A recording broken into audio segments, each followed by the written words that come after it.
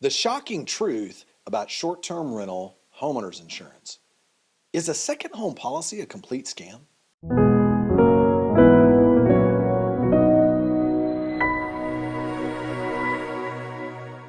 Hi, I'm Jeff Hampton with STR Law Guys. Today I want to talk about all things related to short-term rental homeowners insurance. How do you know if you're getting coverage?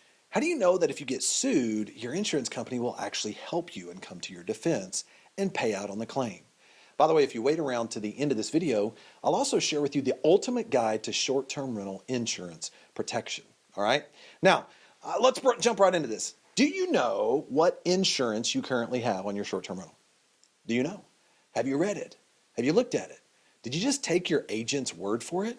You just believe that if they told you you got coverage, you're sure you do? Most people I know that I've met both at boot camps and other type of educational environments where I've shared this information, most of them don't really know what's in their insurance policy and they have no idea if they're being covered or not. You don't need to be that type of person. You need to understand exactly, if you're going to be serious in investing, whether or not you're going to receive insurance protection in the event of a lawsuit. So what insurance do you currently have? Well, first of all, traditional coverage options are almost never enough. So I just want you to understand, if you jump out there and you get a second homeowner's policy that you would get for your own lake house that you're not renting out, there's no way it's going to provide the coverage that you need.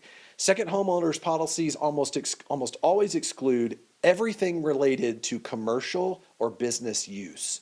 And as a result of that, please understand your short-term rental is always labeled commercial or business activity. And as a result of that, remember, how do insurance companies make money? They make money by denying your claim. They're great with taking your premium, but when they find out you're doing something that conflicts with the actual policy, they're not going to pay out on the claim, and now you're personally exposed in the event of a lawsuit. So according to statistics, here's the crazy thing. 54% of short-term rental owners have a standard homeowner's policy, and many of those that are the remaining 40+% have some mixed use policy that does not provide them the coverage that they think they actually have. So many homeowners policies exclude any liability for protection related to anybody running either a hotel in their house, old school bed and breakfast, or Airbnb, short-term rental, as everyone is running now. That's very popular related to short-term rentals. So if your residential insurance policy learns that you regularly rent out your property, and if there's not specific provisions that allow you to do this, they will deny your claim. So in fact, if your insurance provider knows that you're renting your property out regularly, you need to make sure you go to them in advance and say, hey, I need to make sure I'm obtaining a commercial policy. I'm going to be very clear about this. If you're renting out your short-term rental, which is, that's the definition of a short-term rental, you must get a commercial policy. You're running a business, treat your insurance like a business. It's very important you get commercial coverage. People come to me and say, yeah, but Jeff, isn't it going to cost a lot more? It is going to cost more. But don't you want to make sure whatever you're paying for is what you're actually going to get if you get sued? And so there are many insurance companies that are out there that will tell you, oh yeah, we can get you residential type payments or residential premiums, but you're going to get commercial coverage. Read the fine print. Many of them don't cover what they say they cover. What if your guest damages your home? What if someone comes in there and actually burns it down? Unless you specifically add an endorsement covering damage by a renter, that is not going to be covered under your homeowner's policy. Now, a couple of things you need to know. You normally need at least $1 million coverage for premises liability. What is premises liability? That means if somebody is on your premises, on the actual property, and something bad happens because of your negligence. In other words, you had a duty to take care of something on the property, you breached that duty, and it caused them damages. Those are the 4 parts to a negligence lawsuit: duty, breach, causation, and damages. If that were to happen and you did not have insurance, you would be personally liable. But if you do have insurance and you have a premises liability coverage of at least $1 million, many times you're going to be covered in that event, and it'll help provide you some protection in addition to your asset protection. Now, here's the thing that people don't think about though. Do you have any type of risks related to off-premises liability? And what I mean by that, is it possible that there's some things, maybe you're a part of an HOA, maybe there's some amenities that are not directly on site.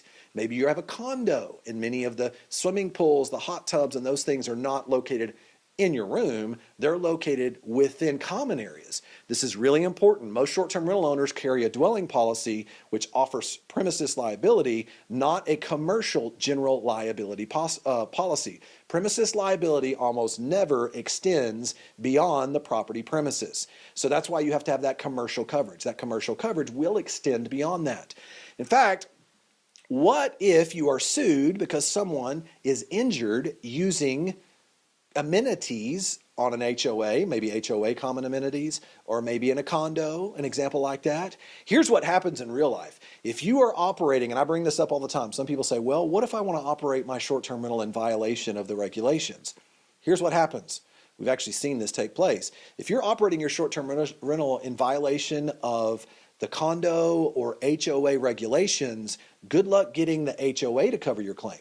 Because what will happen is the personal injury attorney will sue both the HOA and you. The HOA will say they were operating outside of the realm of the agreement. They will actually turn around and sue you. The HOA will sue you to indemnify, okay? So I want to just give you some examples here why insurance is so critical whenever you're looking at operating a short-term rental. Now, if you have any amenities detached from your property, there's some things to be aware of. What if you happen to have a dock? What if you have small watercraft, kayaks, canoes? What if bicycles, golf carts? What if, any of these sort of things are going to actually be used in an area that you don't own? But if someone ends up being injured in that area, who do you think they're going to sue? They're going to sue you. You want to make sure you have good commercial coverage in that instance, okay? Now I'm going to give you 3 must-haves. What are the 3 must-haves you need for short-term rental insurance? Number 1, you need property protection.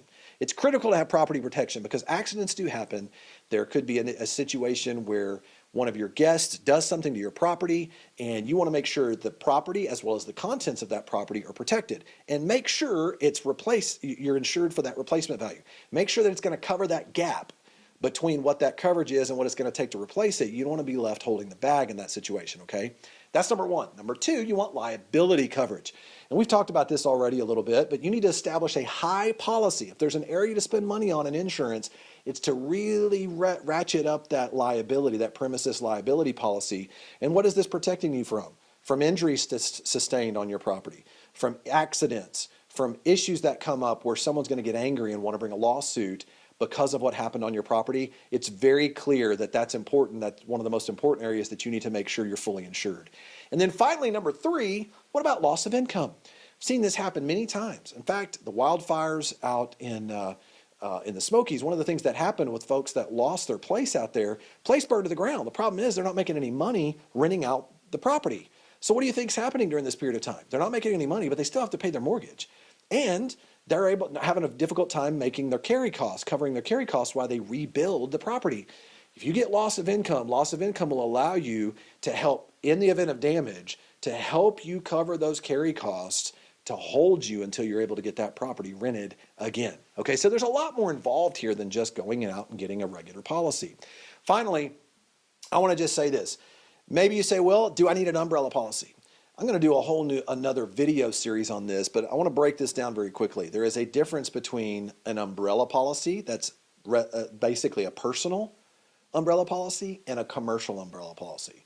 And the reason why I'm telling you this is most people who get a personal umbrella policy, unfortunately, what is that protecting you from? That is protecting you from a personal lawsuit, car accident, your own negligence. That helps protect you from what I call a top-down attack, from you being sued individually. But is it going to protect you from your commercial or business activity? Almost always no. Almost always your personal umbrella policy has an exclusion for commercial activity. There you're going to need to make sure you measure up on your commercial insurance. Okay? Now listen, I hope this video was helpful to you. I promised you a free ebook, The Ultimate Guide to Your Short-Term Rental Insurance. Now if you click through down into the link, I'll be happy to send that over to you. Click on the link, leave your email address. We'll shoot that over to you. And if you like what you heard here today, subscribe to our YouTube channel, like this video, and we'll see you on our next video. Thanks.